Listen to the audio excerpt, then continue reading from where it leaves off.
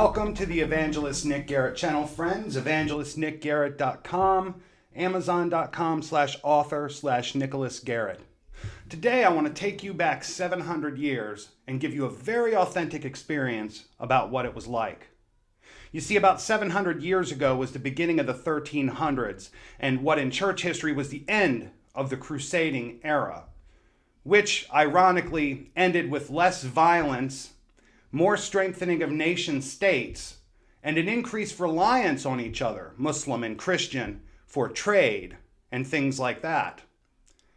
Interestingly, there's an article by the Associated Press today which takes us back for this very authentic experience. This is by Laurie Hinnant and Daniel Cole, October 29th, 2020, by the Associated Press. Tunisian carrying Quran fatally stabs 3 in French church. A young Tunisian man armed with a knife and carrying a copy of the Quran attacked worshippers in a French church and killed 3 Thursday, prompting the government to raise an security alert to the maximum level hours before a nationwide coronavirus lockdown. The attack in the Mediterranean city of Nice was the third in less than 2 months that French authorities have attributed to Muslim extremists, including the beheading of a teacher who had shown caricatures of the Prophet Muhammad in class after the image was republished by a satirical newspaper targeted in a 2015 attack. There was also a Muslim who went up on top of a Catholic church and attempted to rip a cross down, only to have the priest of that church come out in defense of the individual's acts. How does the church in Europe even attempt to survive if its own priests and pastors won't defend it? To defend your own faith doesn't mean you have to demean another. But certainly he could have said it's unfortunate that the individual chose this series of events. Something. Anyway. This is literally like something straight out of the Crusades. These types of attacks give you a really clear picture about what it was really like most of the time. In the book, Just Tell Me the Truth About the Holy Land Crusades, I wrote about 9 crusades in the Holy Land. Each of those were military expeditions that began by a papal bull or an actual governmental type edict. The period went from about the 1070s to the early 1300s. The rise of the Ottoman Empire largely kind of ended this era, so to speak. But you only have dated battles, and then you have decades sometimes in between with no real war activity, but events like what happened in Nice, France occurred all the time. I'd like to read you just the last few pages about the Ninth Crusade, which ironically ended on the shores of France, Tunis, and the Mediterranean area. The Crusades were over, is what one may expect a concise historian of these events to say, after the Ninth Crusade in Tunis.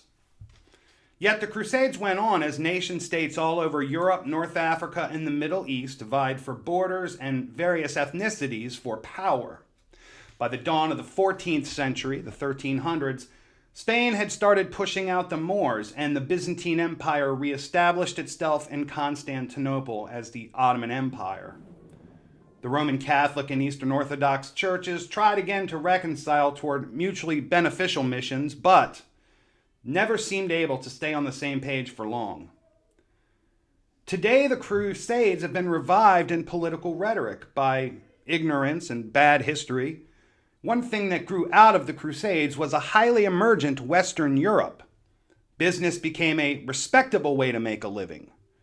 Higher literacy rates and a change in thinking for Christians raised the quality of life and reduced the baser sort of existence that Islam had thrived on for decades.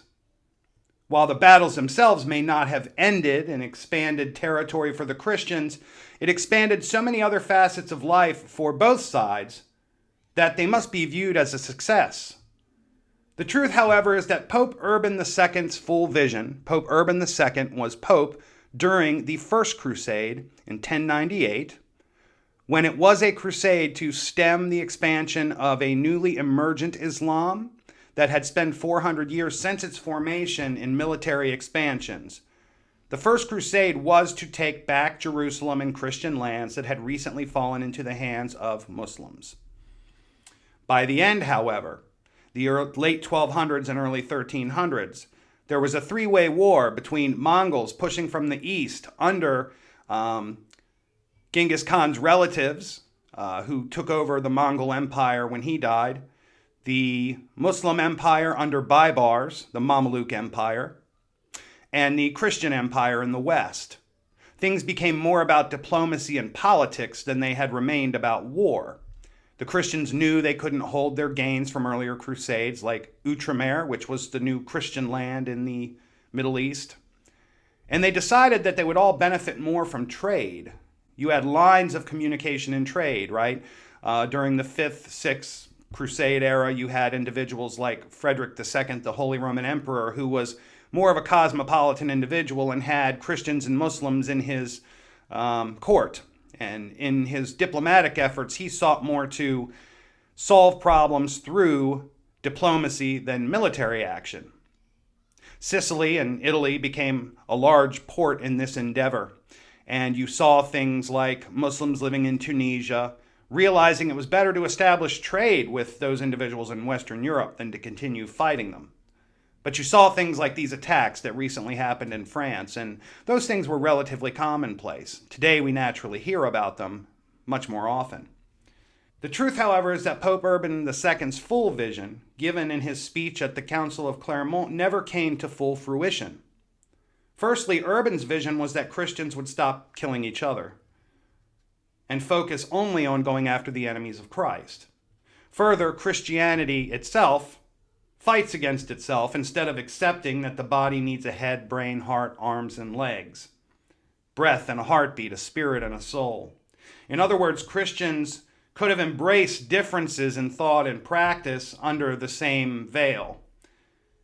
How can the institution wake from its slumber what it sees occurring around it and unite for the sake of Christians' future? In truth, it may have never been able. That's a stunning declaration when you think about it. However, it's also very interesting that for as far as we think we've come in 700 years, we really haven't succeeded in the way we think. Or we're regressing. Something's going on. It's not just national, it's clearly worldwide. It is a continued expansion of Islamic gains that were halted at the end of the crusading era.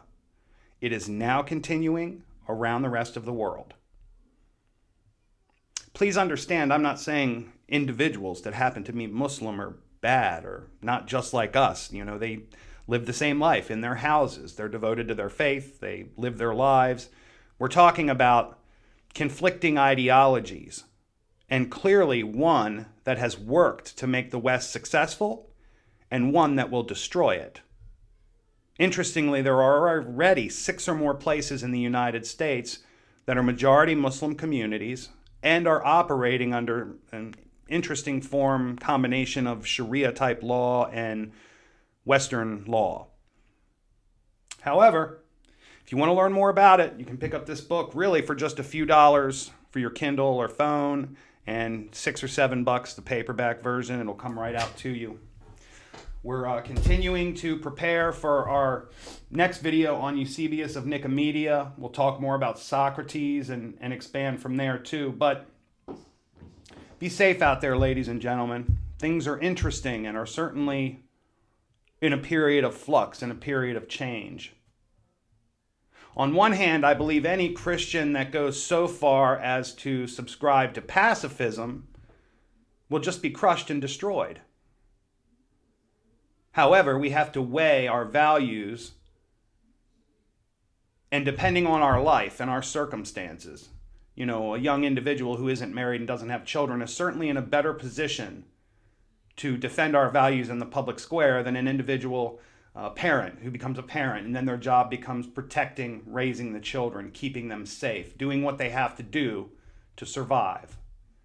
At the end of the day, remember that the book of Romans tells us that those who survive to the end will be saved. Thank you, my friends. I look forward to seeing you on the next one. Please check out amazon.com/author/nicholasdgarrett. You can check out our Teespring store, get yourself a mug, t-shirt, something like that. We are on PayPal. We would appreciate your support there. You can join our channel at one of 3 levels. You can become a deacon, an archbishop, or a crusader. After today, you might want to become a crusader. Anyway, friends, God bless you, and may your work today bear fruit. Thanks.